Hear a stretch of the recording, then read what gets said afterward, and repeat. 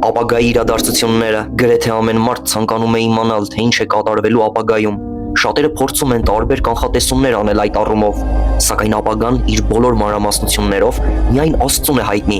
բայց եւ այնպես նա մեզ համար բացել է ապագայի վարագույրը։ Քրիստոսի երկրորդ գալուստը Աստված մեզ հայտնել է մի իրադարձության մասին, որ տեղի կունենա ապագայում։ Դա Հիսուս Քրիստոսի վերադարձն է իր ժողովրդի ետևից։ Բոլոր նրանք, ում հույսը Քրիստոսն է, նրա հետ միասին հավիտենական ուրախության մեջ կլինեն, իսկ նրանք, ովքեր մերժեցին նրան, հավիտենությունը կանցկացնեն Քրիստոսից հեռու։ Մեզ հայտնի չէ Հիսուս Քրիստոսի գալստյան ժամը, բայց եթե նա այսօր վերադառնա, դուք արդյոք պատրաստ եք այդ իրողությանը, երբ այդ ճշմարտությունը իրականանա, Քրիստոսին հավատալու համար արդեն շատ ուշ կլինի։ Անհրաժեշտ է հավատալ նրան մինչև իր գալուստը։